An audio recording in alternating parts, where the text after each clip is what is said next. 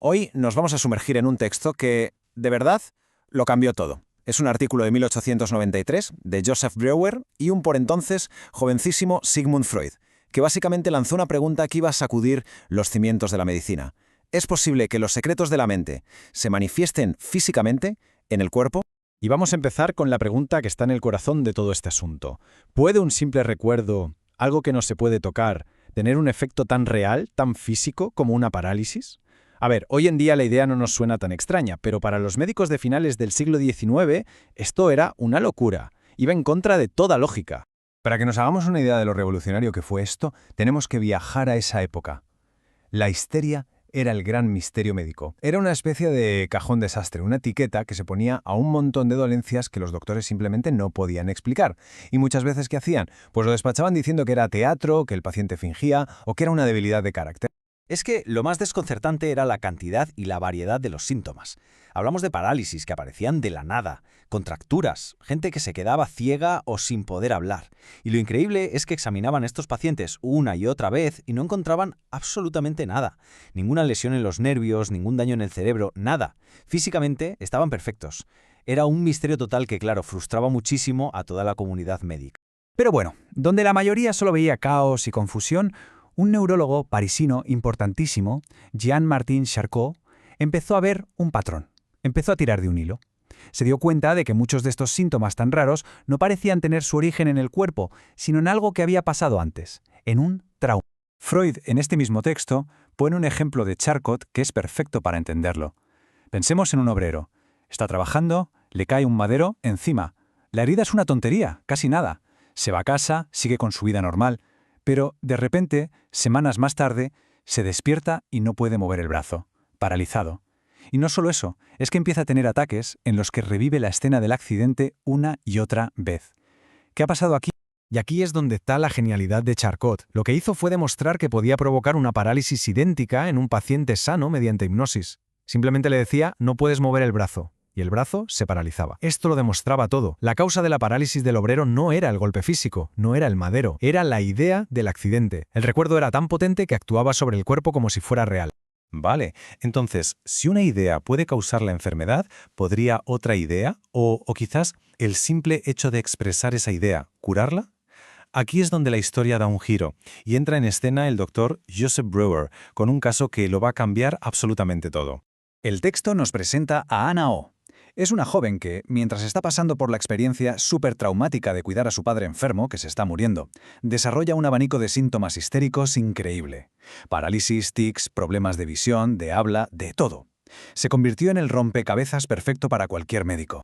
Y entonces, casi por casualidad, ocurrió algo asombroso. Breuer descubrió que si ponía a Ana en un estado de hipnosis y ella conseguía recordar la primera vez, el momento exacto en que apareció un síntoma, y, esto es lo más importante, lograba expresar toda la emoción que sintió en ese momento, el síntoma simplemente se desvanecía, para siempre. La habían llamado la cura por el habla. Vamos a ver un par de ejemplos del texto que son fascinantes. Por ejemplo, Ana desarrolló una aversión al agua tan bestia que no podía beber, ni con una sed terrible. ¿Qué pasó? Bajo hipnosis, recordó un momento que había reprimido por completo. El asco que sintió al ver al perro de su institutriz beber de su propio vaso. En cuanto contó la historia, liberando toda esa repugnancia, pidió un vaso de agua y se lo bebió. La hidrofobia había desaparecido. Ojo a este otro caso. Una paciente tenía un tic constante de chasquear la lengua. ¿El origen? Pues resulta que en 2 ocasiones, mientras cuidaba a alguien muy enfermo, se había hecho el propósito de no hacer el más mínimo ruido.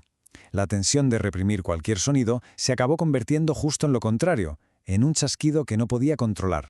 Y este último es increíble. Una mujer que no podía dormir hasta las 6 de la mañana, ni un minuto antes. ¿Por qué? Porque durante meses había cuidado de su marido enfermo, y su ansiedad solo se calmaba cuando él por fin se levantaba, a las 6. Ese hábito mental se había grabado a fuego y se convirtió en un síntoma físico. La conclusión era clara. Cada síntoma tenía una historia detrás. Muy bien, hemos visto que la cura por el habla funciona. Pero, ¿por qué? ¿Por qué un recuerdo que no se expresa tiene tanto poder sobre el cuerpo? Aquí es donde el texto deja de ser una colección de casos y empieza a construir una teoría potentísima sobre cómo funciona nuestra mente.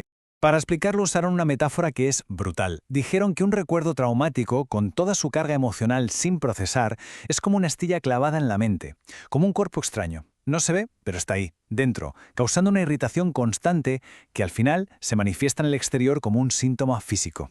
Y claro, ¿cómo se saca esa astilla? Pues a través de un proceso que llamaron abreacción. La abreacción no es más que la descarga, la catarsis. Es el llanto que no se pudo llorar en su momento, el grito que se ahogó, el miedo que no se pudo expresar. La terapia, por tanto, consiste en crear un espacio para que esa reacción que se quedó bloqueada, por fin pueda salir. Entonces, el camino que lleva al síntoma sería algo así. Primero, ocurre el trauma, un evento con una carga emocional muy fuerte. Segundo, por lo que sea, por las circunstancias, por la educación, la reacción emocional natural se bloquea, no se puede expresar. Tercero, el recuerdo de ese evento se queda como aislado, como estrangulado, pero con toda su carga emocional intacta. Y finalmente, esa energía que no ha salido por donde debía busca una salida alternativa y se convierte en un síntoma físico. Y así es como llegamos a la conclusión central, que es una de las ideas más potentes de toda la historia de la psicología. La persona con histeria padece de reminiscencias. O sea, no sufre por algo que le esté pasando ahora, en el presente. Sufre por recuerdos del pasado que no se han digerido, que no se han cerrado. El pasado sigue vivo y actuando en el presente a través del cuerpo. Las implicaciones de esto, claro, son gigantescas. Esto ya no es solo una teoría sobre la histeria, es el nacimiento de una idea completamente nueva sobre la mente. Es la idea de que existe un inconsciente, un lugar donde los recuerdos y las emociones pueden seguir vivos y afectarnos de formas que no controlamos. Es ni más ni menos la piedra fundacional de toda la psicoterapia moderna. En el texto usan esta frase en latín que es muy elegante, para resumirlo todo. Cessante causa, cessat effectus. O sea, cuando la causa cesa, el efecto también cesa. Es una lógica de causa y efecto de toda la vida, pero aplicada por primera vez al mundo de la psique, de las emociones. El punto clave de la terapia, por tanto, es ofrecer una especie de segunda oportunidad. No se trata de olvidar el trauma, al revés. Se trata de volver a experimentarlo pero en un entorno seguro, para poder, esta vez sí, completar la reacción que se quedó a medias. Se trata de liberar esa emoción estrangulada y, al hacerlo, liberar también al cuerpo de su síntoma. Y así, este documento de hace más de un siglo nos deja con una pregunta que sigue siendo increíblemente actual y personal. Si los síntomas de Ana O eran historias que su cuerpo estaba contando, ¿qué historias podrían estar contando nuestros propios cuerpos? ¿Qué recuerdos, quizás sin que seamos conscientes de ello, siguen escribiendo la historia de quiénes somos?